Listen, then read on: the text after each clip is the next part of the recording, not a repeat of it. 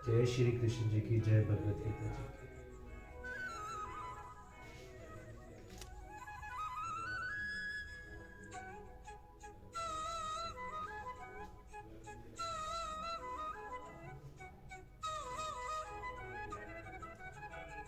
सप्तमोध्याय अध्याय।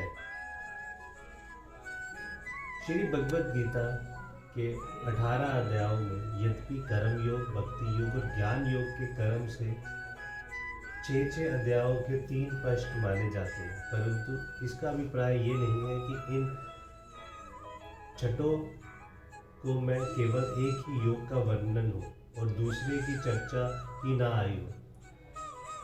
जिसके छठ के में जिस योग का प्रदान से वर्णन होता है उसी के अनुसार उसका नाम रख लिया जाता है। पहले छठ का प्रथम अध्याय तो प्रस्तावना रूप में है, उसमें तो इनमें से किसी भी योग का विषय नहीं। दूसरे में 11वें से 30वें श्लोक सांख्य योग ज्ञान योग का विषय। इसके बाद 39वें श्लोक में लेकर तीसरे अध्याय के अंत तक पराय कर्म योग का विस्तृत वर्णन है। चौथे और 5वें अध्यायों में कर्म योग और ज्ञान योग को मिल हुआ वर्णन है तथा छठे अध्याय में प्रधान रूप से ध्यान योग का वर्णन है। साथ ही प्रसंग अनुसार कर्म योग आदि का भी वर्णन किया गया। इस प्रकार यद्यपि इस पृष्ठ में सभी विषयों का मिश्रण है तथापि दूसरे दोनों पृष्ठों को अपेक्षा इसमें कर्म योग का वर्णन अधिक है। इस दृष्टि से इसको कर्म योग प्रधान षष्टक माना जाता है।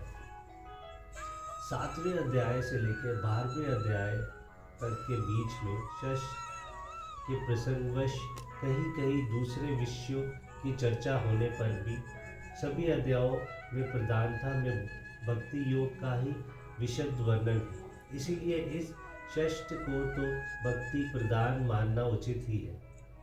अंतिम षष्ठ में 13वें और 14वें अध्याय में स्पष्ट ही योग ज्ञान योग का प्रकरण है। 15वें में भक्ति योग का वर्णन है। 16वें में देवी और असुरी संपत्ति की व्याख्या है। 17वें में श्रद्धा, आहार और यज्ञ, दान, तप आदि का निरूपण है और 18वें अध्याय में गीता का उपसंहार होने से उसमें कर्म, भक्ति और ज्ञान तीनों ही योगों का वर्णन है तथा अंत में शरणगति प्रदान भक्ति योग में उपदेश का पर्यवसान किया गया है। इतना होने पर भी ये बात तो माननी ही पड़ेगी कि ज्ञान योग का जितना वर्णन इस अंतिम षष्टक में किया गया है उतना पहले और दूसरे में नहीं, इसीलिए इसका ज्ञान योग प्रदान कहा जा सकता है।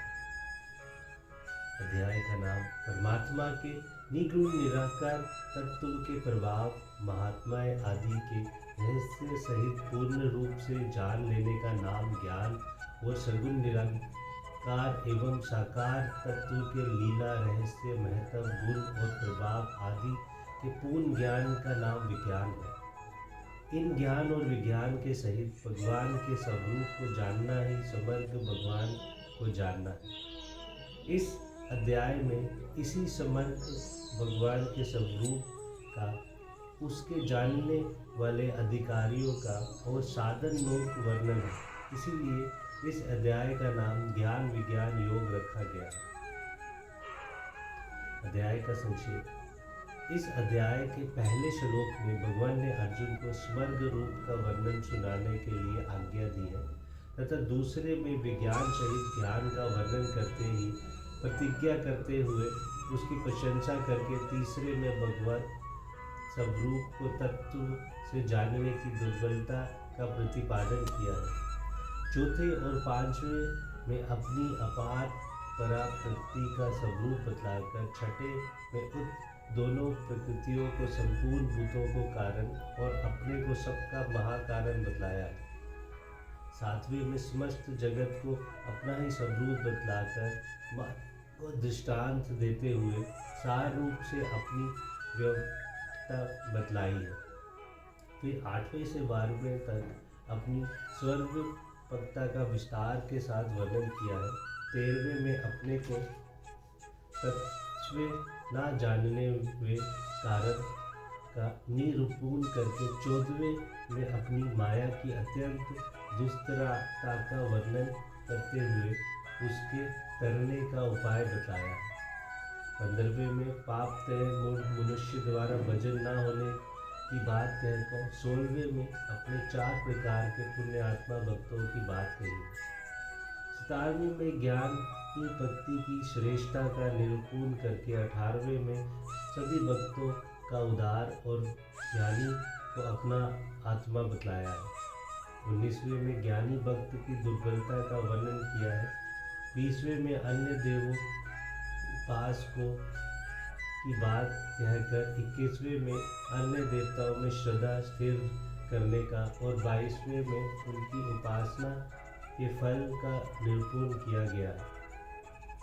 23वें में अन्य देवताओं की उपासना के फल को नाशवान बतलाकर अपनी उपासना का अपनी प्राप्ति रूप महान फल बतलाया है। 24वें और 25वें में अपने गुण प्रभाव और स्वरूप को ना जानने के हेतु का वर्णन करके 26वें में ये कहा है कि मैं सबको जानता हूँ परंतु मुझको कोई नहीं जानता। 27वें में ना जानने का कारण बतलाए हुए 28वें में अपने को भजने वाले दृढ़व्रती श्रेष्ठ भक्तों के लक्षणों का वर्णन किया है। तदंतर 29वें में भगवान का अक्षर लेकर यत्न करने वाले ब्रह्म प्राप्ति होने की बात कहकर और 30वें श्लोक में अपने स्वर्ग स्वरूप को जानने की महिमा का निरूपण करके अध्याय का उपसंहार किया है। जय श्री कृष्ण।